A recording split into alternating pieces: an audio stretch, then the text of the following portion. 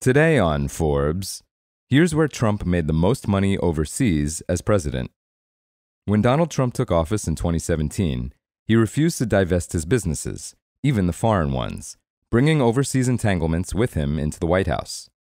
From an ethical perspective, it was a disaster.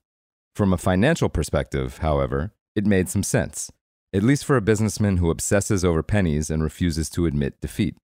Forbes analyzed thousands of pages of tax returns, financial disclosures, regulatory filings, and Trump Organization documents to determine how much President Trump earned and lost through his overseas empire.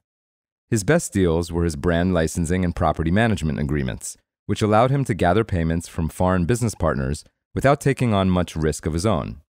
That dynamic played out, for instance, in the Philippines and India, where Trump earned an estimated $8 million over 4 years.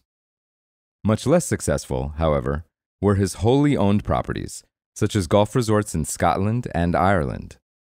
The real estate tycoon had invested more than $100 million into those assets before taking office, but they were still struggling to turn a profit at the time he became president. By hanging on to them, Trump gave them time to transform into moneymakers. Here are a few of the top countries in our tour of the world of Trump, ranked by the estimated operating profits Trump earned in them as president. Number 1, Philippines. $4.3 million in operating profits. Trump's licensing business extends to Manila, where a 57-story residential building proudly displays the Trump name above its front door. Former Filipino President Rodrigo Duterte named Trump's partner, Jose Antonio, Special Envoy for Business and Trade to the United States shortly before the 2016 election. After Trump won, the property provided solid returns, more than $1 million a year from 2017 to 2019, until the income stream trickled off in 2020. Number 2, India. $3.6 million in operating profits. 1 year after his father became president, Donald Trump Jr. traveled to India to promote luxury towers fashioned with the Trump brand. The trip generated plenty of criticism from ethics experts, even as Don Jr. tried to make the case that everything was above board, insisting, quote, "We don't want any kind of conflict of interest." President Trump earned an estimated $2.7 million over 4 years from a project in Mumbai and nearly $1 million from one in Calcutta. Number 3, Dominican Republic. $3.2 million in operating profits. Trump promised to do no new foreign deals while in office, but what counts as a new deal? 10 years before he became president, Trump reached a licensing agreement in the Dominican Republic. The project blew up in the Great Recession, leading to a lawsuit and an undisclosed settlement.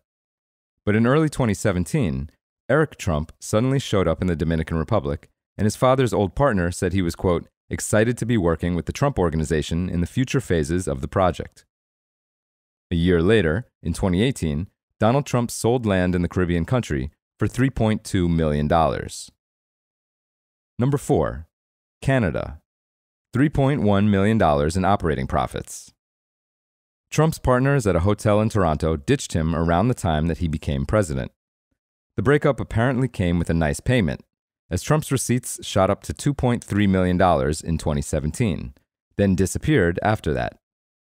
As the Toronto partnership was fading, another was strengthening.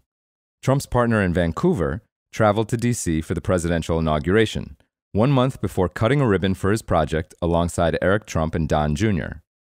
President Trump collected roughly $200,000 a year in management fees through the Vancouver deal while in office, but his name came off the property after he left the White House. For full coverage and to see the rest of the countries on the list, check out Dan Alexander's piece on Forbes.com. This is Kieran Meadows from Forbes. Thanks for tuning in.